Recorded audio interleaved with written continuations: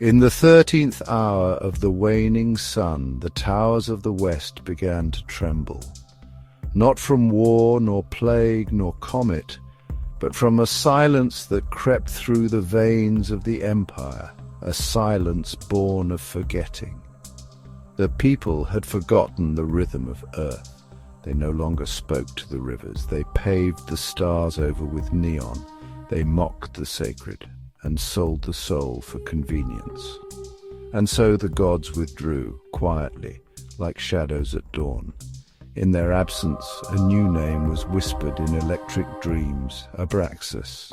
A child born under a red eclipse wandered the crumbled cities, eyes wide with second sight. She saw what the elders would not, that beneath the skyscrapers snakes coiled, that behind every algorithm something ancient stirred. Abraxas had awakened, not as a beast, not as a man, but as a truth too bright for religion, too wild for reason. He came cloaked in paradox. I am the god of broken mirrors. I am light devouring itself. I am your angel and your executioner. You summoned me when you forgot how to kneel. Fires rose from the west coast like incense to a sky grown mute. Storms rewrote the coasts with their fists. Screens flickered and lied in 1,000 tongues as truth was sacrificed to comfort. But still the child walked, through ash and silence, through ruined capitals and malls turned tombs. She carried no weapon but remembrance.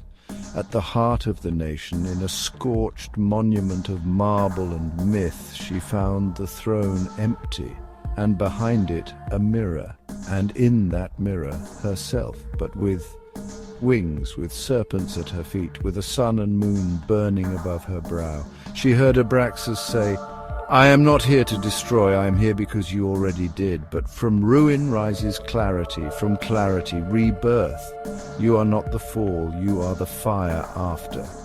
And in that moment, a new myth was born, not of empire, but of balance, of shadow danced with light, of gods who do not demand worship, only remembrance.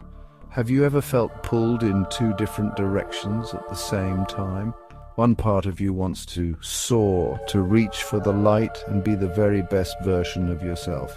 Another part feels the weight of the world, the pull of darkness, and the reality of our human struggles. This feeling, this tension between opposites, is something we all know. It's in our personal lives, and right now it feels like it's at the very heart of America. There is an ancient name for this powerful force, this being that represents both the divine and the demonic, the beautiful and the terrifying, all at once. That name is Abraxas.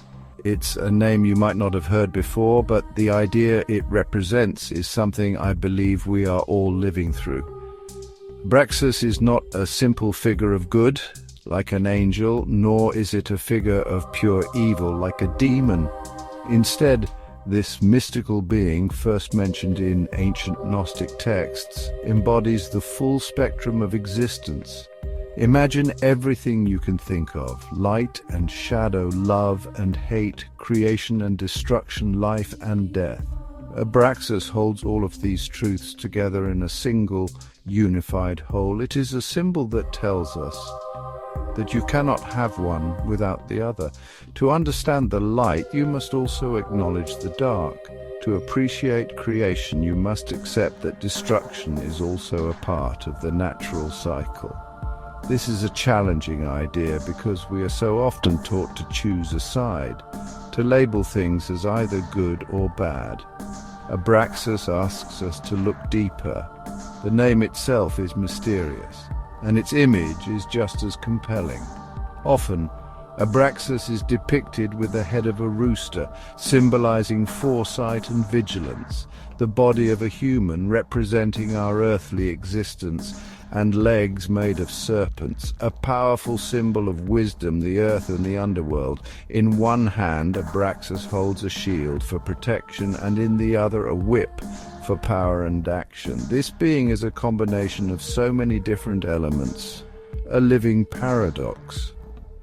It's a powerful reminder that life isn't simple or easy to categorize. It's messy, it's complicated, and it is full of contradictions that we must learn to hold all at the same time if we are to find any real wisdom. So why are we talking about an ancient mystical figure today, on this day in 2025?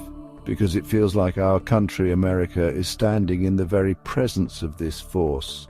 We are living in a time of incredible extremes. We see breathtaking acts of kindness and generosity existing alongside heartbreaking division and cruelty. We have more knowledge and connection at our fingertips than ever before, yet we feel more isolated and confused. It's as if the nation itself is being forced to confront all of its parts, the beautiful and the ugly, the noble and the shameful. It's as if we have, without even realizing it, summoned Abraxas to our doorstep and are now being asked to look it right in the eye. The brilliant Swiss psychiatrist Carl Jung was fascinated by ancient myths and symbols. He believed these stories were more than just relics of the past. They were maps to understanding the human soul. For Jung, Abraxas was a profoundly important figure. In his private work, The 7 Sermons to the Dead, Jung described Abraxas as a god who stands above both the Christian God and the devil. Jung wasn't trying to disrespect anyone's faith. He was expressing a psychological truth. He saw that our ideas of a purely good God often force us to deny the darker parts of reality and ourselves, pushing them into the shadows where they grow more powerful. Jung called Abraxas the highest God because it represented the totality of life itself. Our world contains both beautiful sunsets and devastating hurricanes. It has the unconditional love of a mother and the brutal reality of war. A God that is only good cannot account for all this suffering and chaos. Abraxas, however, does. Abraxas is the force that generates both truth and falsehood, good and evil, light and darkness. It is life in its fullest, most raw and unfiltered form.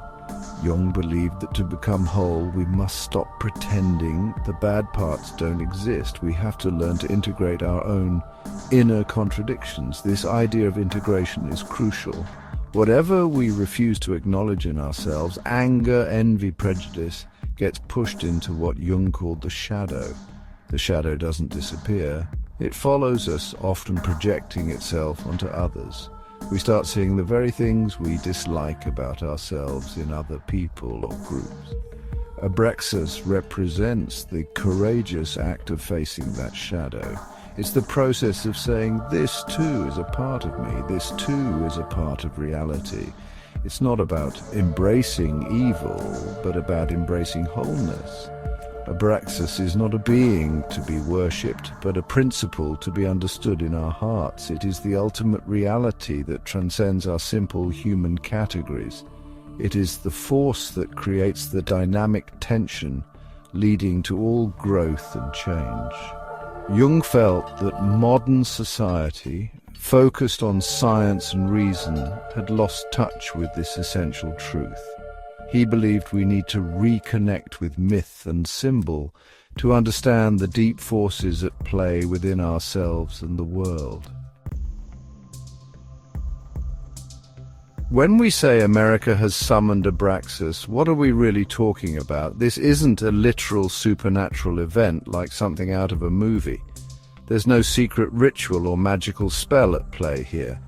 Instead, we use Abraxas as a metaphor, a symbol for a profound psychological and cultural moment. To summon, Abraxas means a nation has reached a point where its internal contradictions are so extreme they can't be ignored. It's a reckoning, a time when the tension between opposites defines the era. Imagine a pot of water slowly heating up over years, even centuries. The surface stays calm, but the heat keeps rising. Now the water is boiling over. All the hidden energy erupts into chaos. That boiling point is the summoning of Abraxas. Light and dark, progress and decay, love and hate all rise to the surface, demanding attention. We can't pretend things are calm anymore. This summoning is often unconscious. A nation doesn't choose to face its deepest issues. Circumstances force it to. It happens when the stories a country tells itself no longer match reality. When systems meant for order and justice start producing chaos and inequality. Pressure builds until there's a fracture, a crisis point. Suddenly, everything hidden is out in the open. The beautiful ideals and ugly truths are side by side. This is when Abraxas arrives, holding up a mirror to the nation's soul. The summoning isn't intentional, it's the result of our collective journey. When a society pushes too far in one direction, it creates a powerful counterforce in the shadows. Everything sacrificed or ignored comes back with a vengeance. The summoning of Abraxas signals the old way is no longer sustainable. The tension is too great, and the nation must face the full, complicated truth of what it has become. It's a terrifying moment, but also one filled with incredible potential. America is a nation defined by its stunning dualities. Founded on ideals of freedom, equality, and opportunity, these principles have inspired millions worldwide to seek a better life here. The American dream shines as a beacon, a place where anyone, from any background, can rise and achieve their fullest potential. We see this light in innovation, acts of charity, and powerful movements for justice that have shaped our society. This is the America we all want to believe in. Yet there is a deep and persistent shadow. America was built on stolen land and the labor of enslaved people, a history marked by violence and exclusion. This shadow is not just in our past, it lives with us today. Systemic inequalities and deep political divisions still shape our daily lives. This is the painful truth that coexists with the shining ideal. Abraxas reminds us that America is both light and shadow, inseparable and ever-present. This clash of opposites is everywhere we look. We champion freedom, yet have one of the highest incarceration rates in the world. We celebrate diversity, yet struggle with racism and xenophobia. We have advanced medicine, yet millions cannot afford basic health care. We speak of peace, but have a long history of military intervention. These are not simple problems with easy solutions. They are contradictions at the core of our identity. The summoning of Abraxas means we can no longer ignore either side. Now the shadow has been forced into the light. The curtain is pulled back, revealing our full complexity. It is painful and chaotic, and it feels like the country is being torn apart. But from a Jungian perspective, this is not just a breakdown. It is a necessary, if agonizing, step toward wholeness, seeing ourselves as we truly are. Technology is perhaps the clearest example of duality in our everyday lives. We live in an age of wonders. Supercomputers in our pockets connect us to the world and to each other.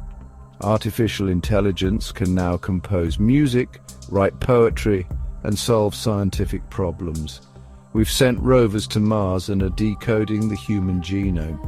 This is the dazzling side of progress, a testament to human ingenuity and our drive to innovate.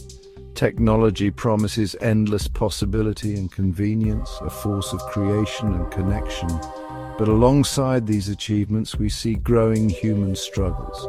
The same technology that connects us can leave us feeling isolated, anxious, and more depressed. Social media shows us perfect lives, making our own reality feel inadequate. Deep face-to-face conversations are being replaced by quick texts and emojis. There's a sense of social decay, a feeling that our communities are fraying. This is the shadow of our progress, the destructive side of the same force. Abraxas is both the creator of the tool and the loneliness it can cause. This tension appears in our economy too. Automation creates wealth and efficiency, but also displaces workers and deepens inequality. We have abundance, but haven't figured out how to share it with dignity for all. This is the Abraxian dilemma. The power that creates also destroys. Our technological progress is a force of nature, neither good nor evil, it simply is. The challenge is to use this power consciously and intentionally. Right now we're like children playing with fire, mesmerized by progress, but not noticing the embers that could set our house on fire. To face Abraxas is to confront both the promise and the peril of our own creations. In America today, we witness a striking duality, a deep spiritual hunger existing alongside a profound sense of cultural confusion and nihilism. On one hand, more people are searching for meaning beyond the material world.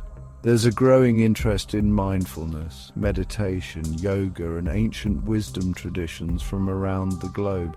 People are asking the big questions: who am I? Why am I here? What is my purpose? There's a genuine yearning for connection, transcendence, and a more authentic, soulful way of life.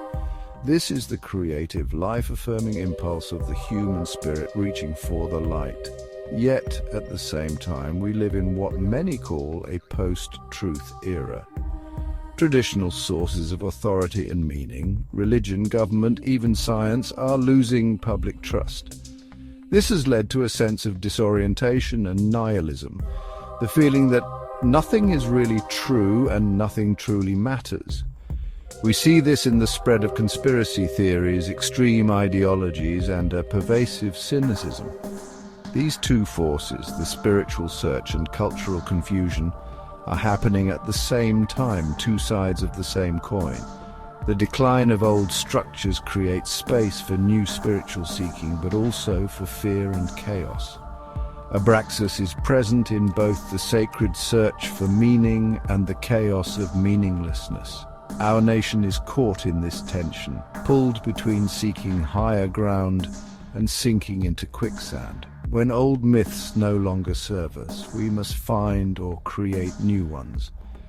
The opportunity is to engage in a more honest, mature spiritual journey, one that can hold complexity and uncertainty. It's a call to build a new foundation of belief, one stone at a time. Nowhere is the presence of Abraxas more palpable than in the ongoing clash between the passionate cry for justice and the persistent shadow of state-sanctioned violence. In recent years, America has seen some of the largest and most diverse social justice movements in its history. People from every background have taken to the streets, demanding an end to systemic racism, police brutality, and deep inequality. There is a powerful, creative energy for change, a collective call for America to live up to its founding ideals. This is the light of conscience shining through the darkness, yet at the same time we witness the destructive counterforce, shocking displays of violence and the heavy-handed use of force against peaceful protesters. The justice system too often delivers different outcomes based on race or wealth. Institutions meant to protect are seen as instruments of oppression by many communities. This is the dark shadow of power, resisting change and clinging to the status quo. Abraxas is present in both the protesters' chant for freedom and the state's assertion of order. It is the tension between liberation and control. For years, many could ignore this tension, believing injustice was rare, but technology has made it impossible to look away. The cell phone camera is now a tool of truth, exposing hidden violence to the world. We are all witnesses now, unable to plead ignorance. This confrontation reflects a deeper struggle within the American soul between our belief in equality and our history of domination, between our love of liberty and our fear of the other. These are not new problems, but they are erupting with new intensity. The push for justice and the resistance to it are locked in a dangerous dance. The outcome is uncertain, and the stakes could not be higher. What happens when a nation is forced to confront its own shadow? Carl Jung believed that such a crisis is a pivotal turning point. It can lead to either profound transformation or devastating collapse. The tension of holding so many opposites at once can feel unbearable. If the system breaks down, it can spiral into civil strife and chaos. This is the path of collapse, where the nation is torn apart by its own shadow. Divisions become permanent, and the center cannot hold. This is the danger we face today. But there is another path. This crisis can be an opportunity for growth and transformation. It can be the moment when a nation matures, embracing a more honest and complete identity. This path requires immense courage. We must look at the ugliest parts of our history and present without flinching. It means acknowledging harm done and taking responsibility. Integrating the shadow makes it a conscious part of our national story. This isn't about endless guilt. Guilt can paralyze. The goal is to bring darkness into the light so it can be transformed. By acknowledging our shadow, racism, inequality, the thirst for empire, we rob it of its unconscious power. We can begin to make different choices. We can build systems that are more just, equitable, and compassionate. This is how a nation becomes whole.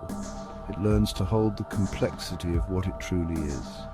This moment, this summoning of Abraxas, is a test.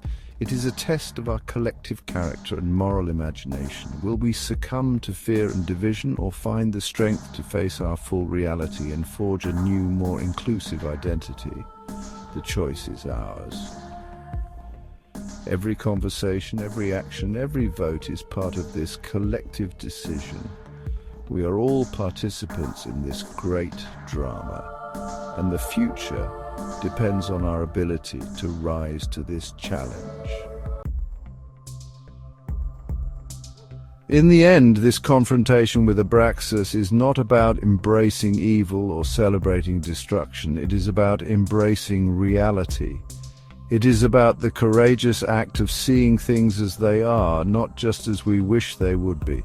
It is a call to move beyond the simple, comforting dualities of good versus evil, us versus them, and to step into a more mature and complex understanding of ourselves and our nation. The purpose of this reckoning is not to destroy America, but to create it anew. It is an invitation to write a new story, a new myth for our future, one that is big enough to hold all of our truths.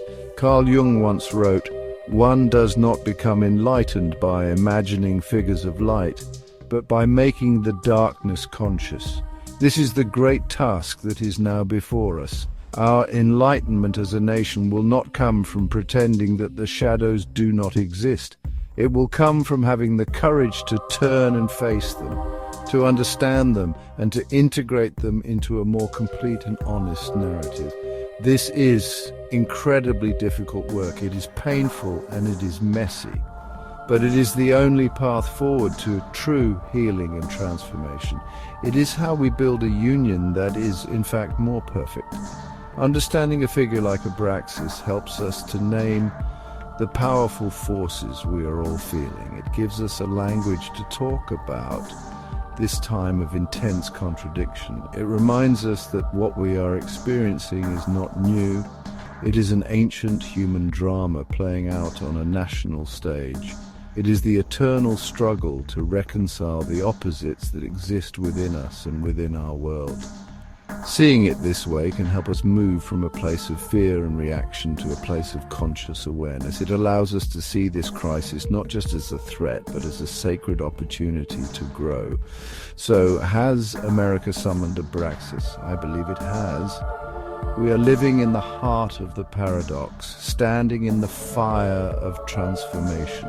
The path forward requires us to be brave enough to hold the tension, to listen to one another, and to have compassion for the complexity of our shared journey. We must find a way to honor the light of our ideals while taking full responsibility for the darkness of our shadow. If we can do this, if we can face the totality of who we are, then we can emerge from this time of crisis, not broken but whole.